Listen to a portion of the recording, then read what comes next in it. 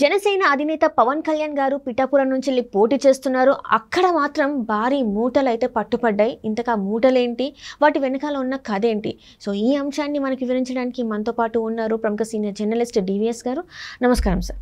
నమస్తే సార్. ఇప్పుడున్న సమయంలో ఎన్నికల ప్రచారం చేస్తున్న సమయంలో ఏంటంటే పిఠాపురం నుంచి వెళ్ళి మన పవన్ కళ్యాణ్ గారు పోటీ చేస్తున్నారు. సో ఎప్పుడైతే పిఠాపురం నుంచి వెళ్ళి పవన్ కళ్యాణ్ గారు పోటీ చేస్తున్నారని అన్నారో అప్పటి నుంచి వెళ్ళి చాలా వరకు చేంజెస్ అయితే వచ్చేసాయి. ఇప్పుడు చూస్తున్నట్టయితే భారీ మూటలు దొరికాయని చెప్పేసి మనకు వార్తలు వస్తున్నాయి, మనం చూస్తున్నాం కూడా. ఇంతగా భారీ మూటలలో ఏముంది, అసలు ఏంటి జరుగుతుంది సార్ అక్కడ? ఎప్పుడైతే పవన్ కళ్యాణ్ తను పిఠాపురంలో కంటెస్ట్ చేస్తున్నా అని ప్రకటించాడో టార్గెట్ పిఠాపురం. రైట్. ముఖ్యమంత్రి జగన్మోహన్ రెడ్డి 174 నియోజకవర్గాలు వదిలేసి ఒక పిఠాపురం మీద పడ్డాడు. అప్పుడు దాకా మనం ఏమనుకున్నామంటే కుప్పాన్ని టార్గెట్ చేశాడు కొన్నాళ్ళు, మంగళగిరిని టార్గెట్ చేశాడు కొన్నాళ్ళు, హిందూపూర్ని టార్గెట్ చేశాడు కొన్నాళ్ళు. ఇప్పుడు వాళ్ళ ముగ్గురిని వదిలేశాడు. ఎవరిని? చంద్రబాబు, లోకేష్, బాలకృష్ణ గారు జోలికి వెళ్లకుండా ఎవరి మీద పడ్డాడు? ఇప్పుడు ఇక పవన్ కళ్యాణ్ గారి మీద. పిఠాపురంలో పిన్ను గదిలితే చాలు గందరగోళం అయిపోతుంది అన్నమాట. ఏంటి అక్కడ ఇప్పుడు భారీ మూటలు పట్టుబడ్డాయి. ఆ ఫ్లయింగ్ స్క్వాడ్ వాళ్ళు మామూలుగా గస్తీ తిరుగుతూ చేసుకుంటున్నటువంటి తనిఖీల్లో వైఎస్ఆర్ కాంగ్రెస్ పార్టీ ప్రచార సామగ్రితో టిప్పర్లు, పెద్ద పెద్ద లారీలు వచ్చాయి. వీళ్ళు వాటిని సోదాలు చేశారు. సోదాలు చేస్తే ఆ మూటలు ఏంటి అని అడిగారు. ఇంత పెద్ద పెద్ద మూటల్లో ఏముందని అవి ఓపెన్ చేస్తే ఆ మూటల్లో ఏం కనపడ్డాయి? మామూలుగా ఆయన మాస్కులు, జగన్మోహన్ రెడ్డి ఫోటోలతో మాస్కులు, తర్వాత ఇంకా జెండాలు, కరపత్రాలు, ప్రచార సామాగ్రి, జగన్ ఫ్లాస్కులో జగన్మోహన్ రెడ్డి ఫోటోతో టీ కప్పులు ఇవన్నీ ఉన్నాయి కదా. వాటితో పాటు ఏం కనపడింది? కొత్తగా నీ దృష్టిని ఆకర్షించింది ఏంటి? ఈవీఎంలు, డమ్మీ ఈవీఎంలు. అసలు ఊహించినటువంటి అంశం. ఎక్కడ ఇంతవరకు దేశంలో ఏ రాష్ట్రంలో కూడా ఈవీఎంలకు డమ్మీలు లేవు. అలాంటిది డమ్మీ ఈవీఎంలు ఇన్నెందుకు డంప్ చేశారు పిఠాపురంలో? దీని లక్ష్యం ఏంటి? ఏం ఆశించి వీళ్ళు వెంటనే ఏం చేశారు? రిపోర్ట్ చేశారు డిఆర్ఓకి, డిస్ట్రిక్ట్ ఎలక్షన్ ఆఫీసర్కి, డిఈఓ, వీళ్ళందరికీ కూడా ఇచ్చిన దాంట్లో రిటర్నింగ్ ఆఫీసర్ల దృష్టికి తీసుకెళ్లారు. ఇవి డమ్మీలు వచ్చాయి, ఈవీఎంలు. కాకపోతే ఇక్కడ ఇష్యూ ఏంటి? వాళ్ళు అధికారికంగా దాన్ని ధృవీకరించటంలా. డమ్మీ ఈవీఎంలను పట్టుబడ్డాయని చెప్పి ఆ పట్టుకున్న ఫ్లయింగ్ స్క్వాడ్ చెప్పటం లేదు. ఫ్లయింగ్ స్క్వాడ్ రిపోర్ట్ ఇలా వచ్చింది అని జిల్లా అధికారులు ధృవీకరించలేదు. కాకపోతే మూటలు పట్టుబడ్డాయి, దానిలో ఉన్నాయి వేరే అంశాలు అన్నట్టుగా అంటున్నారు తప్ప మీడియా దీన్ని క్యాచ్ చేసిందన్నమాట. చూసింది, ఫోటోలు కూడా తీసింది. ఆ ఈవీఎంలు ఎందుకు తెప్పించారు అంటే మళ్ళీ దొంగ ఓటు లాగా చేయడానికి అంటారా సార్? మరి ఇప్పుడు అదే కదా. ఇప్పుడు తిరుపతి ఉప ఎన్నిక పార్లమెంట్ మనం చూసాం. గురుమూర్తి ఎలా ఎన్నికయ్యాడు, అక్కడ ఏం జరిగింది? తిరుపతి పార్లమెంట్లో అక్కడ ఉన్నటువంటి రిటర్నింగ్ ఆఫీసర్ ఎవరు? ఆయన తిరుపతి మున్సిపల్ కమిషనర్. ఆయన మెడపై కత్తి పెట్టి ఆయన లాగిన్ పాస్వర్డ్ తెలుసుకున్నారు. ఆయన లాగిన్ పాస్వర్డ్ తెలుసుకుని ఆ ఎపిక్ కార్డులు డౌన్లోడ్ చేశారు. 35,000 ఎపిక్ కార్డులు డౌన్లోడ్ చేశారు. వాటికి ఏం చేశారు? ఫేక్ ఓటర్ ఐడీలు క్రియేట్ చేశారు. ఫేక్ ఓటర్లను పిలిపించారు. అటు తమిళనాడు నుంచి, ఇటు వేరే నియోజకవర్గాల నుంచి లారీల్లో తీసుకొచ్చిన ఓటర్లతో ఓట్లు వేయించారు. అంటే తిరుపతి పార్లమెంటు బై ఎలక్షన్లో ఏ విధమైనటువంటి మాయా జిత్తులు, ఎత్తులు పన్నారో అవన్నీ ఇప్పుడు పిఠాపురంలో పవన్ కళ్యాణ్ ఓడించడం కోసం జగన్మోహన్ రెడ్డి స్కెచ్ చేశారా? డమ్మీ ఈవీఎంలు ఎందుకు తెప్పించారు? ఎవరికి? ఓటర్కి అవగాహన కోసం తెప్పించారా? ఇంటింటికి వెళ్ళి వాళ్ళు చూపిద్దామని తెప్పించారా?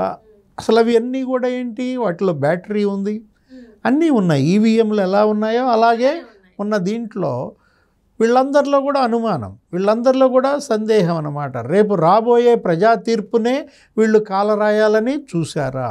అంటే గత అనుభవాలు కనపడుతున్నాయి. స్థానిక సంస్థల ఎన్నికల్లో ఎన్ని ఎత్తులేశారో చూసాం, ఎంత హింసా విధ్వంసాలకు పాల్పడ్డారో చూసాం. అధికారం కోసం ఏ గడ్డి గరవడానికైనా సిద్ధంగా వైఎస్ఆర్ కాంగ్రెస్ పార్టీ ఉంది.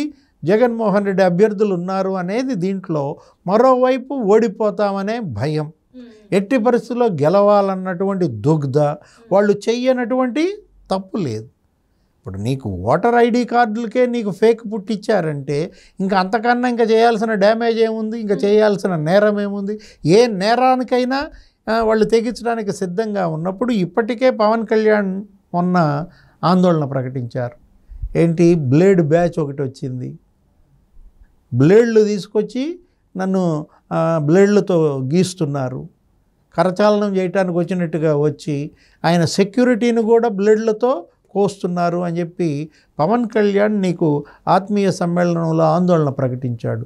తను పిఠాపురంలో అందరితో ఫోటో దిగడానికి సిద్ధంగా ఉన్నా కూడా ఫ్యాన్స్ ముసుగులో కొంతమంది బ్లేడ్ బ్యాచ్ వస్తోందంటే మనకు తెలిసి ఇప్పటివరకు విజయవాడలో బ్లేడ్ బ్యాచ్ ఏ విధంగా అక్రమ అరాచకాలకు పాల్పడిందో మనం చూసాం.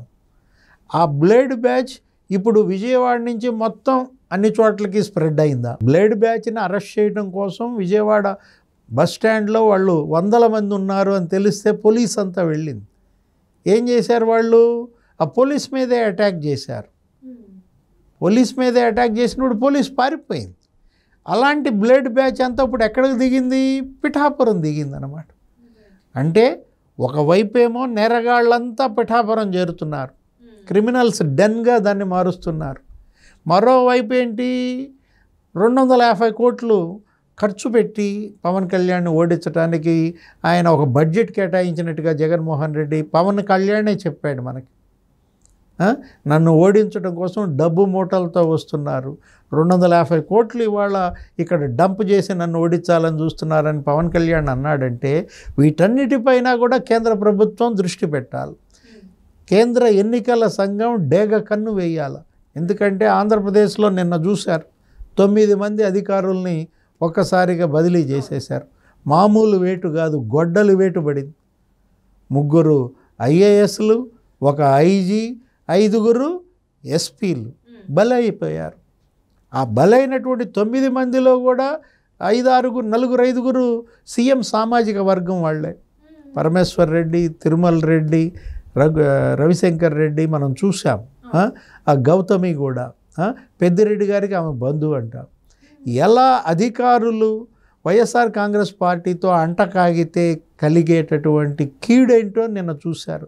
వాళ్ళ ఉద్యోగాలకే ముప్పు వచ్చిన పరిస్థితుల్లో ఒకవైపు నేరగాళ్ళని దించుతున్నాడు, మరోవైపేమో అధికారుల్ని లోబర్చుకుంటున్నాడు. జగన్మోహన్ రెడ్డి ఎట్టి పరిస్థితుల్లో మళ్ళా గెలవాలి అనే దీంట్లో అనేక రకాలైనటువంటి కుయుక్తులు, కుట్రలు, కుతంత్రాలకి పాల్పడుతున్న దీంట్లో వాలంటీర్లను పింఛన్లు పంచొద్దు అని అంటే దాన్ని అడ్డం పెట్టుకుని కూడా ఇవాళ ఏం చేస్తున్నారు, మళ్ళా రాజకీయ లాభాలు పొందాలంటూ దాన్ని తీసుకెళ్ళి ఎవరికి ఆపాదిస్తున్నారు? తెలుగుదేశం పార్టీకి, చంద్రబాబుకి ఆపాదించి వీళ్ళు వెళ్ళి పిటిషన్ వేయడం వల్లే వాలంటీర్లను పింఛన్ పంపిణీలకి తప్పించారు అని వాళ్ళని రెచ్చగొడుతున్నారు. ఇప్పుడు పింఛన్లు ఆపమందా, వాలంటీర్లను ఆపమందా కేంద్ర ఎన్నికల సంఘం? వాలంటీర్లను మాత్రం ఆపమంది, పింఛన్లు ఆపమని చెప్పలేదు. కానీ వీళ్ళు ఏం చేస్తున్నారు, కొంతమంది అధికారులు, ఉన్నతాధికారులు, సిఎస్, ఆ తర్వాత సర్ప్ సిఇఓ, ఆ తర్వాత సిఎంఓ, ప్రిన్సిపల్ సెక్రటరీ, వీళ్ళందరూ కూడా జగన్మోహన్ రెడ్డి చెప్పిన దానికల్లా తలాడిస్తూ ఇవాళ వృద్ధుల్ని, ఇవాళ మొత్తం అందరినీ కూడా సచివాలయాలకు రప్పించి మంచాల మీద వాళ్ళని వేసుకొచ్చి పండబెట్టి వాళ్ళని ఎంత ఇబ్బందులకు గురి చేస్తున్నారు. ఈ ఎండలో మండు టెండల్లో వాళ్ళని ఎలా ఇబ్బంది పడుతున్నారు మనం చూసాం. నువ్వు ఖజానాలో డబ్బులు ఉన్నాయా? పెన్షన్ రిలీజ్ చేయడానికి వాళ్ళకి డబ్బులు విడుదల చేసావా? డబ్బులు విడుదల చేయకుండా నువ్వు వాళ్ళని ఎందుకు సచివాలయాలకు రప్పని పిలిపించావు? నీ వాళ్ళని మంచాలు పంపించి మంచాల మీద వాళ్ళని ఎందుకు తీసుకొచ్చారు? ఇవాళ వృద్ధులు వడగొట్టి వాళ్ళు ఎవరన్నా ఏదన్నా చనిపోతే ఎవరు దానికి బాధ్యత? ఇది ప్రభుత్వ హత్యలు కాదా? ఇప్పుడు ఏంటంటే జగన్మోహన్ రెడ్డి ఎట్టి పరిస్థితుల్లో రేపొద్దున గెలవాలి, నేను గెలవకపోతే మళ్ళీ జైలుకి వెళ్లాల్సి వస్తుందనే భయంతో గెలుపు కోసం అతను తొక్కని అడ్డదారి లేదన్నమాట. ఇప్పుడు పిఠాపురంలో ఈ డమ్మీ ఈవీఎంలు చూసేసరికి ఇది ఒక పిఠాపురంకే తెచ్చారా, మొత్తం 175 నియోజకవర్గాల్లోనూ డమ్మీ ఈవీఎంలు దించారా అనే ఒక పెద్ద డౌట్. Right sir. వీటన్నిటికీ కూడా జనసేనాని మరి రేపొద్దున ఏ చర్యలు తీసుకుంటారో పవన్ కళ్యాణ్ మరి దీన్ని కేంద్రం దృష్టికి తీసుకెళ్తారా, అమిత్ షా దృష్టికి తీసుకువెళ్తారా చూడాలి.